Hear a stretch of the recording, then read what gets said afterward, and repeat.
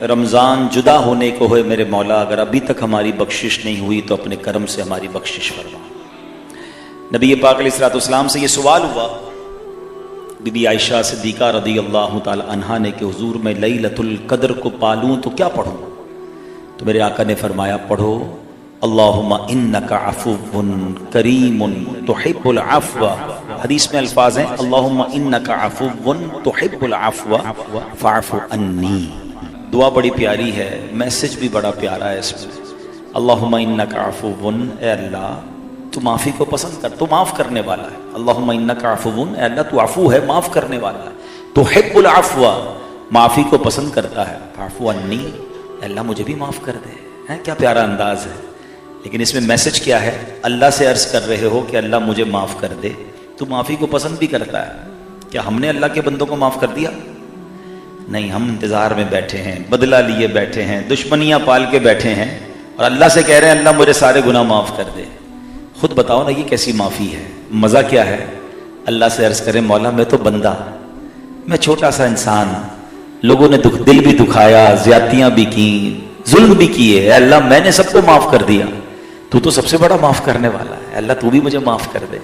پھر دعا کتنی پیاری بن جائے گی۔ تو اگر ابھی تک دل میں دشمنیاں ہیں، رشتہ داریاں کاٹی ہوئی ہیں، تعلق توڑے ہوئے ہیں، تو معافی ان کو معاف کریں، تعلقات کو بحال کریں، پھر دعا مانگیں، انشاءاللہ رحمتوں کے دروازے کھل جائیں گے۔ اللہ آج کی رات ہم سب کی مغفرت فرمائے۔ کہ میرا رب چاہے نا تو ہم جیسے گناہگار کو بھی اپنا ولی بنا سکتا ہے۔ ہمیں اپنی دعاؤں میں ولایت بھی مانگنی چاہیے، ورنہ نارملی کوئی بندہ نہیں، نارملی لوگ دعا نہیں کرتے ہوتے یا اللہ مجھے اپنا ولی بنا لے۔ ہمیں واقعی شرم آتی ہے کہتے ہوئے یار میرے جیسا گناہگار، میرے جیسا بدکار، میں جناب اتنا اللہ کا نافرمان، میں کیسے ولی بن سکتا ہوں؟ لیکن میرا رب تو بنا سکتا ہے نا۔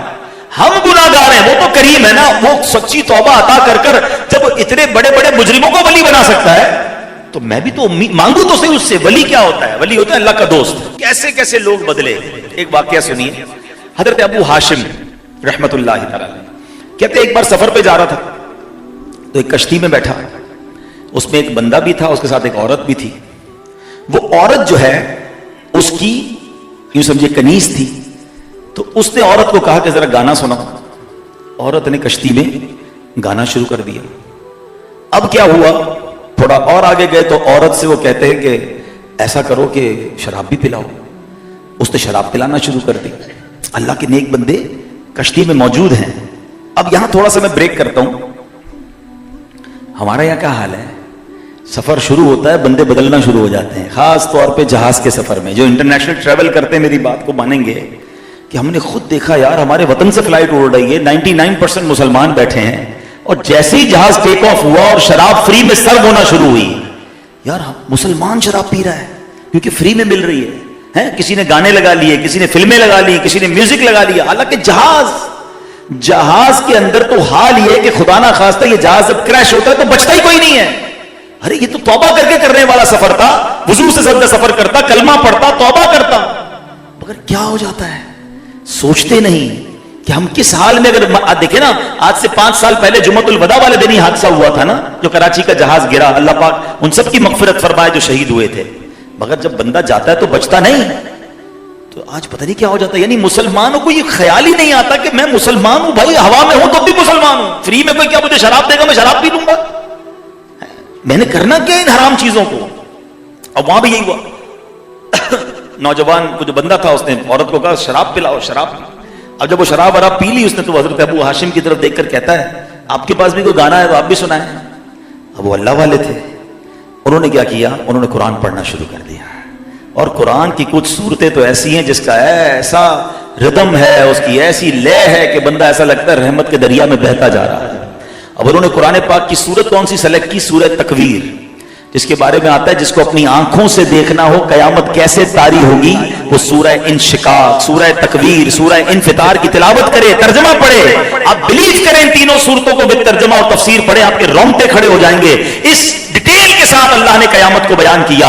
اب آپ نے پڑھنا شروع کیا، آپ کیا پڑھتے ہیں ذرا سنیے گا۔ اس شخص کے سامنے اذا الشمس كورت واذا النجوم انكدرت واذا الجبال سيرت، ترجمہ کیا ہے؟ جب سورج کو لپیٹ دیا جائے گا، جب تارے جھڑ پڑیں گے، جب پہاڑ چلائے جائیں گے، اب وہ شخص جو ہے رونے لگا.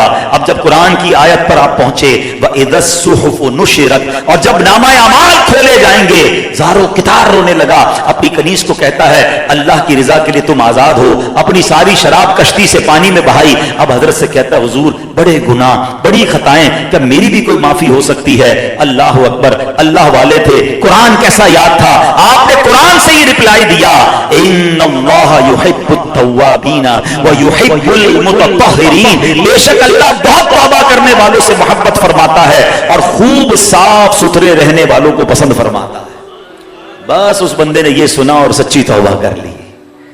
اگر میں اور آپ بھی قرآن اس انداز سے پڑھنے والے بن جائیں، قرآن کہاں بگڑنے دے گا، قرآن کدھر جانے دے گا، باندھ کے رکھے گا قرآن انشاءاللہ ہمیں. مگر دوستی تو کرو نا قرآن سے. آج دوستی ہے تو موبائل فون سے ہے. کسی کا موبائل لے لو ایسا لگتا ہے اس کی سانس لے لی ہے. مسجد میں اگر لگا دے نا جیمر کہ جناب جو مسجد میں آئے گا اس کا موبائل نہیں چلے گا، آدھے ہو جائیں گے. یعنی بھائی آدھا گھنٹہ بیان میں موبائل کے بغیر کیسے جائیں گے؟ یعنی موبائل ایسا لگتا ہے ہمارا کوئی آکسیجن لے لیتا ہے. یہ جتنے سافٹ ویئر آپ اور میں روز سینکڑوں بار آن کرتے ہیں نا، جب قبر میں جائیں گے تو سارے آف لائن ہو جائیں گے. ہو سکتا ہے کچھ دوست ڈھونڈنے کو بھی نکلیں کہ یار 2 دن ہو گئے واٹس ایپ آن لائن نہیں ہو رہا، فیس بک پہ کوئی پوسٹ نہیں ڈالی ہے، not on line from last 2-3 days. Check تو کرو بندہ کدھر گیا، یہ تو ہر وقت آن لائن ہوتا تھا. تو تھوڑے 2-3 دن بعد جواب ملے گا بندہ ہی آف لائن ہو گیا ہے، بندہ قبر میں چلا گیا اس لیے آن لائن نہیں ہو رہا. جب میں اور آپ قبر میں جائیں گے نا سارے سافٹ ویئر آف لائن. مگر آپ کو پتا ہے قرآن قبر میں بھی آن لائن ہوگا. میں نہیں کہہ رہا، حدیث پاک کا مضمون ہے. جو روزانہ رات کو سورہ ملک پڑھ لے، یہ سورہ ملک اسے عذاب قبر سے بچائے گی. قبر میں آ کر وہ سورت بچائے گی. قرآن محشر کے دن کیسے آن لائن ہوگا؟ سنو، نبی پاک علیہ الصلوۃ والسلام فرماتے جس کا مضمون ہے جو بندہ دن اور رات قرآن پڑھے، اس کے حلال کو حلال جانے، اس کے حرام کو حرام جانتا ہو، اللہ عز و جل فرشتوں کا اس کو ساتھی بنا دیتا ہے. جب قیامت کا دن ہوگا اب قرآن اللہ کی بارگاہ میں دلائل پیش کرے گا.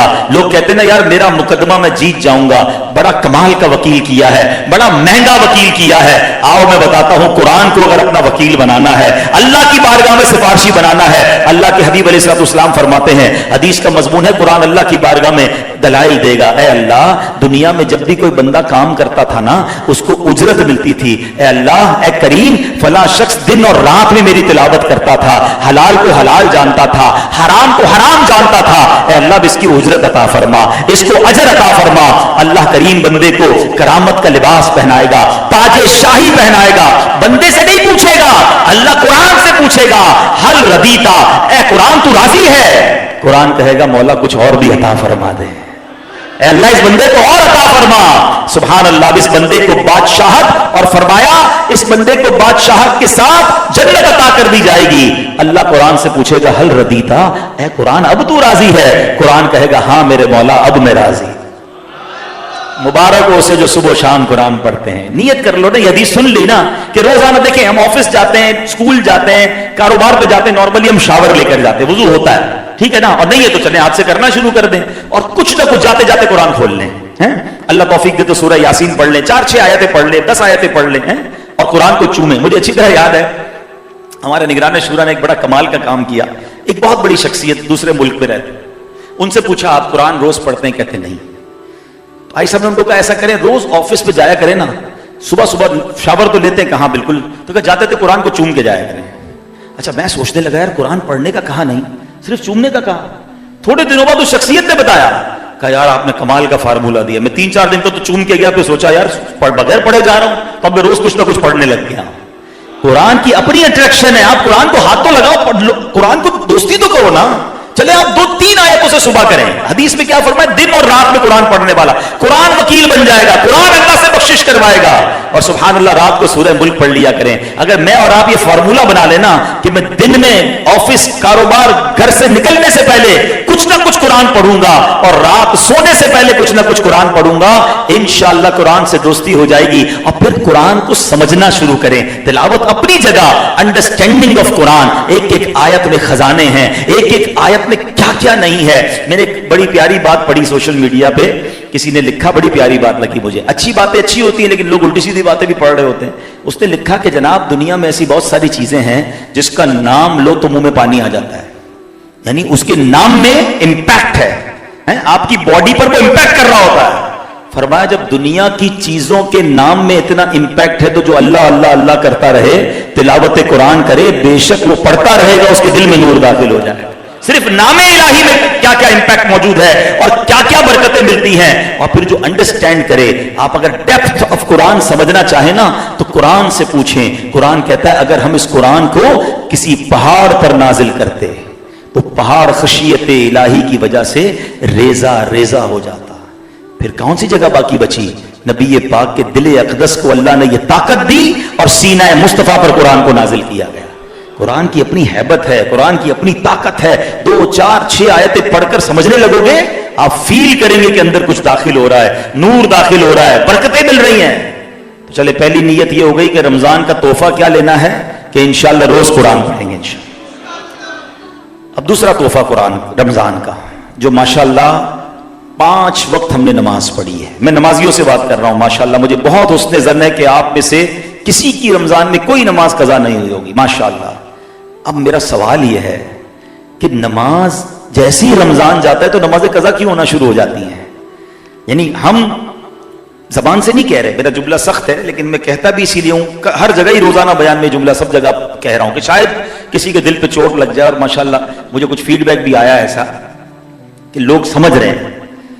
تھوڑا سخت جملہ ہے, ہم کہتے نہیں ہیں زبان سے لیکن پریکٹیکلی یہ میسج نہیں جا رہا کہ اے اللہ جب تک شیطان بند ہے نا, جب تک ہم نے تیری ماننی ہے, اور جیسے ہی شیطان چھوٹ جائے گا ہم نے پھر شیطان کی ماننی, تیری نہیں ماننی.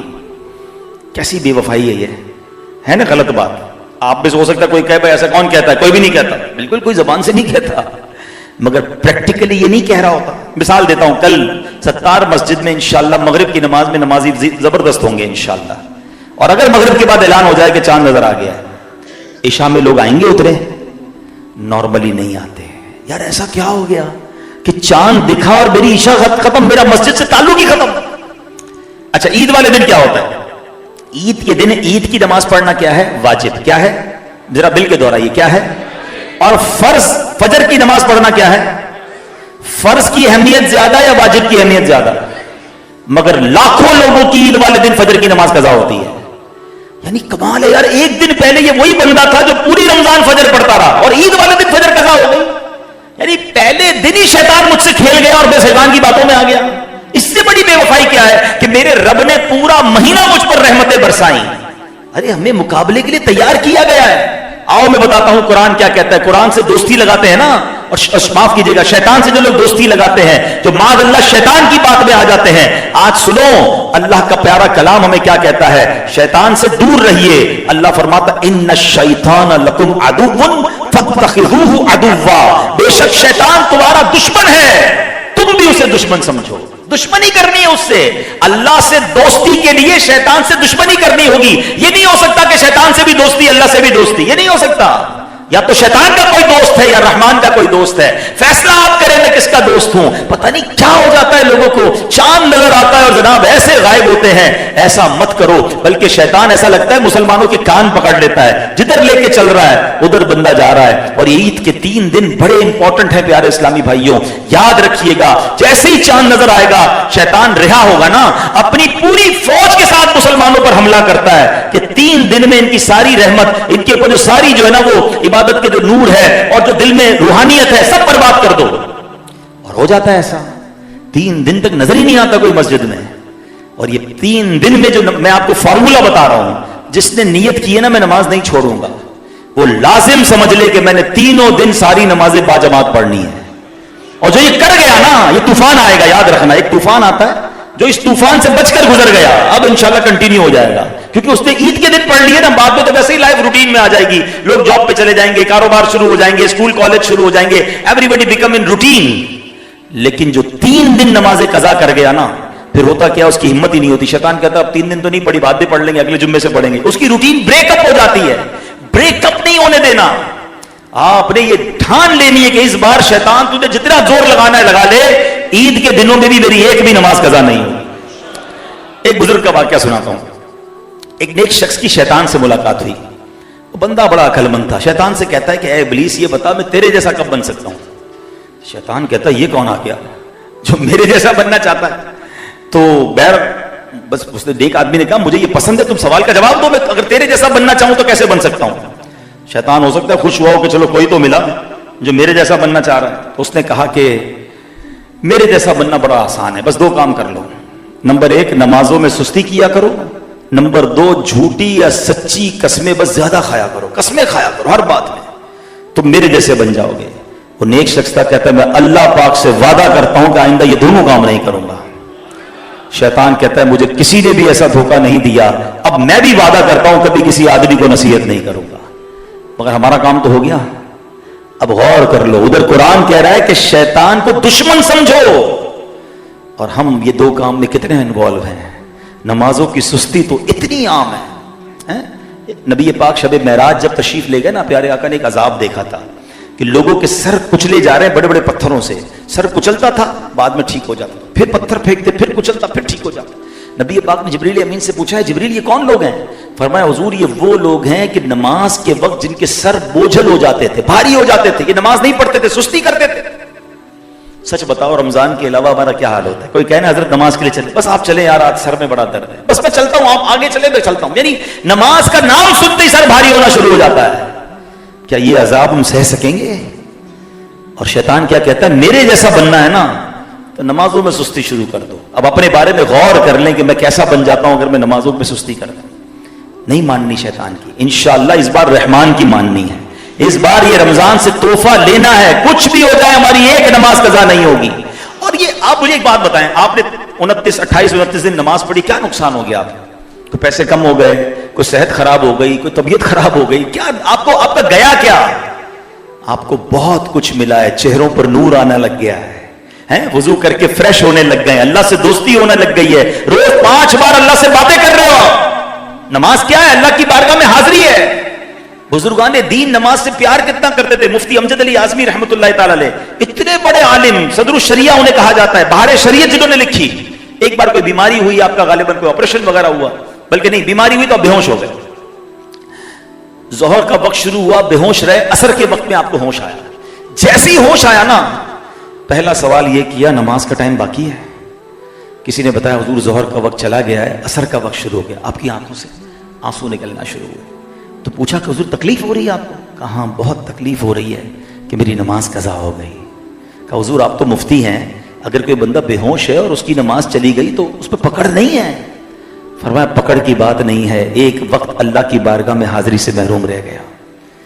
یہ سب نماز کو جو سمجھ لینا کہ اللہ کی بارگاہ میں آپ کو حاضری کا موقع مل رہا ہے. یہ 5 وقت نماز پڑھنا نعمت کتنی بڑی ہے پتہ ہے. ایک بار پیارے آقا علیہ السلام نے بڑی پیاری اگزامپل کے ذریعے سمجھایا. صحابہ سے سوال کیا, یہ بتاؤ کسی بندے کے گھر کے باہر نہر ہو اور وہ 5 بار اس میں غسل کرے, کیا اس کے جسم پر کوئی میل رہے گا؟ 5 ٹائم. اپنے گھر میں بھی شاور پہ بھی 5 بار غسل کرے تو بندے تو بولے پانی ختم کرے گا, بھائی کتنا نہائے گا, بہت ہو گیا بھائی. 5 بار نہر میں غسل کرے, آقا فرماتے کوئی میل رہے گا؟ کہ حضور کوئی میل نہیں رہے گا. فرما یہی حال نماز کا ہے. جو بندہ 5 وقت نماز پڑھتا ہے, 5 بار اللہ کی رحمت کے دریا میں غوطہ لگاتا ہے, اس پر کوئی گناہ باقی نہیں بچتا ہے. یہ گناہوں سے پاک کرنے والی یہ نماز. تو بس پلیز دل پر جو نا ایسا